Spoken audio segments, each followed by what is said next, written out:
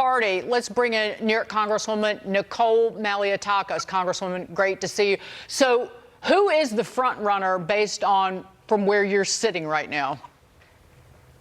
Look, I think it's hard to tell at this very moment.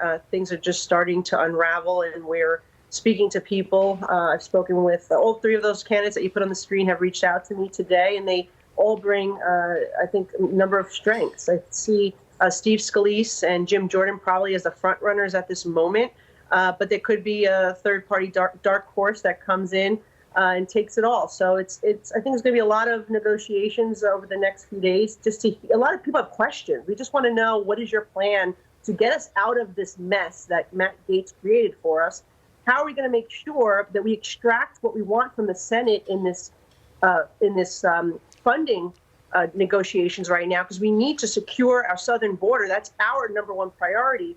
And this was the leverage we were going to use to get it, and he basically undermined us. So now where do we go from here? And the third question is, who will unite us all, right? And I think, you showed three people there that I think have the ability to unite this conference so we can move forward as a team and recognize that we need to fight with the Democrats in the Senate for cutting excessive wasteful spending and securing our border, not with each other.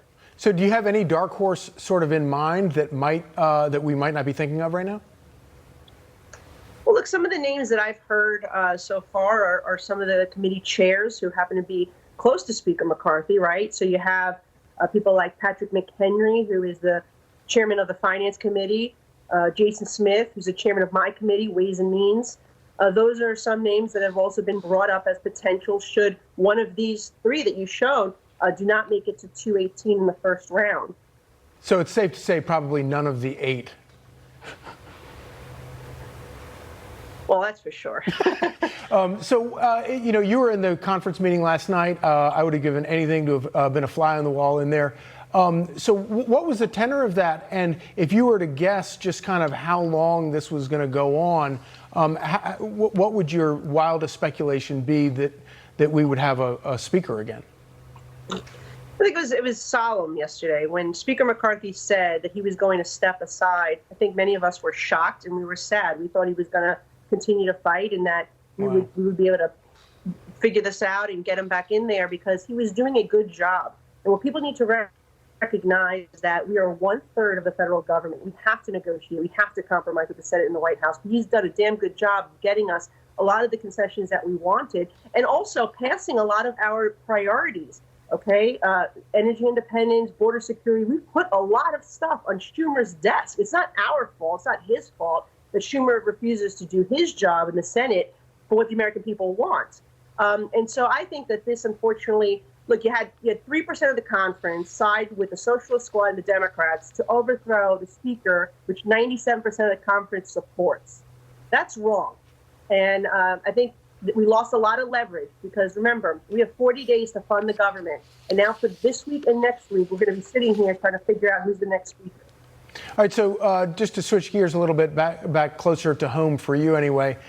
So I think you saw where New York City Mayor Eric Adams is going to South and Central America in an apparently to discourage migrants from coming to New York City. Yesterday, he called out a body of people in the migrants' home countries that might be feeding them false hope about what it's really like in New York. Watch this. There's a body of people who are there that are giving them false hopes and false promises. We want to give people a true picture of what is here. We're going to tell them that coming to New York doesn't mean you're going to stay in a 5-star hotel. It doesn't mean that the mere fact you come here, you automatically are going to be allowed to work. Which he says as he puts them in 5-star hotels and then doesn't send them back. So I'm not sure about the false hope thing is working. But what's your view on all this? Well, it's good to see that the mayor's doing a 180 on this. But I'll tell you something. He has incentivized these individuals to come to New York. He's offered free housing, free lawyers, free food, free services, free education, free health care. So he has incentivized people. He created this crisis. As a matter of fact, I'm part of a lawsuit where we tried to stop a shelter. We won.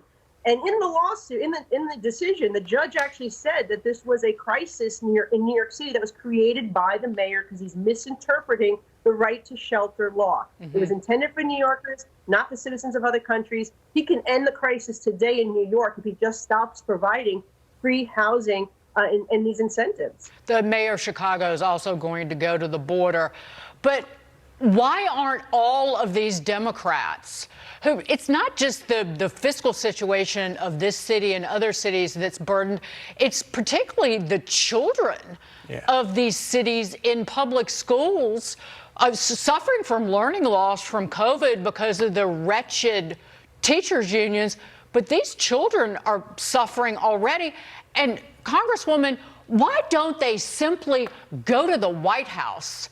The governor of New York, she got the Heisman from Biden. He didn't show up. She had to meet with Jeff Zients. They should all be screaming to the high heavens about what Joe Biden and his cronies have intentionally done to the people of all of these cities, and quite frankly, the migrants coming across the border. And if the mayor wants to take a trip, he's going to have to go to Russia and Africa and China and all of the nations around the world where illegal immigrants are coming from.